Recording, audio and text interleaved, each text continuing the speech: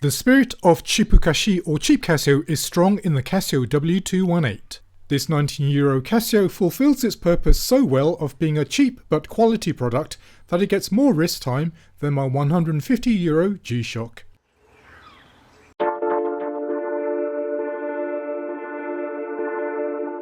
Casio takes its most basic range, the standard range of watches, quite seriously, and it is said that only their most experienced designers and engineers are allowed to work on them.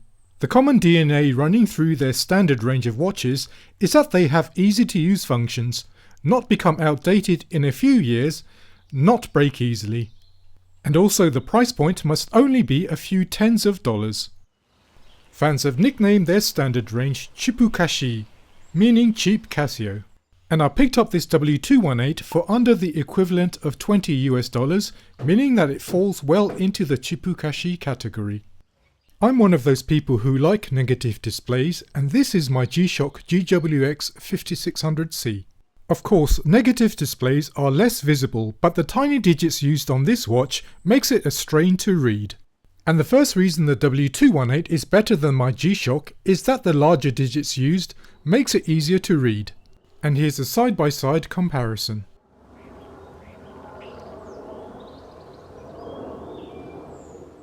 And just because the W218 is a part of their standard range doesn't mean that they've cut back on the styling either. You may have noticed that it looks very similar to the G-Shock 5600 and it has the same octagonal shape. One reason I think that Casio have made it look like an homage to the more premium G-Shock 5600 is that it will capture a segment of the market who want the look and feel of a G-Shock without actually buying a G-Shock. They want that segment to stay within the Casio ecosystem without going to one of their rivals, and who knows, they may end up buying a G-Shock sometime in the future. The variant that's shown here is the W218H-8BV, and if you don't like the negative display, other positive display versions are available.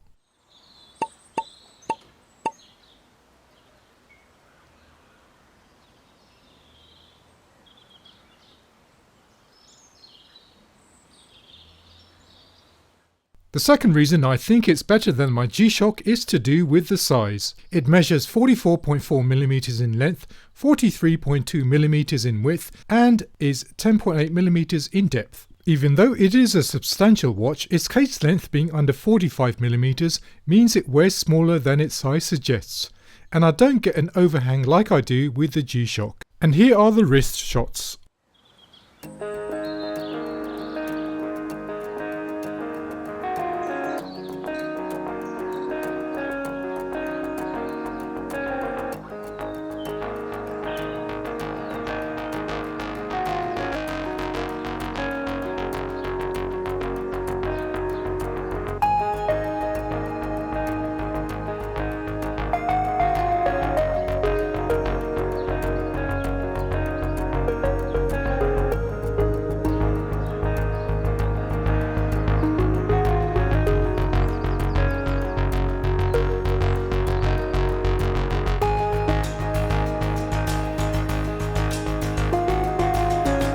The third reason I prefer the W218 over my G-Shock is to do with the strap. It's true that the resin material used is not as robust as that on the G-Shock, but the thinner material is more pliable straight out of the box, meaning that no breaking in is required.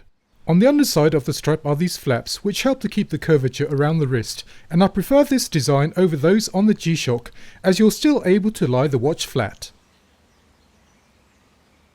The net result, combined with the watch weighing only 37 grams, makes it comfortable for all-day wear.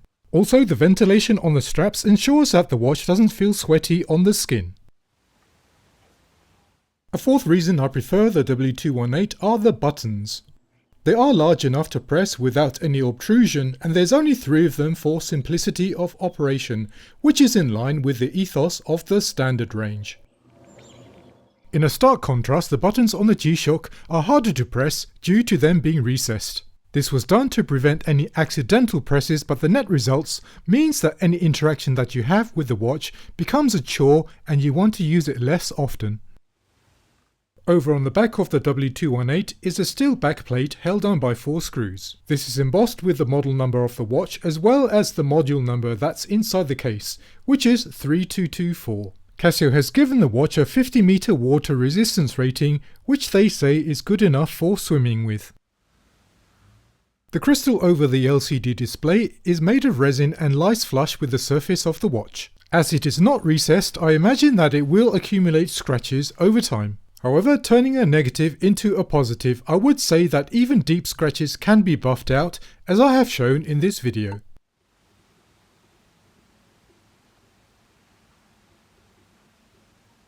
The 3224 module inside the case is basic but functional. What you get is the ability to switch between a 12-hour and 24-hour display,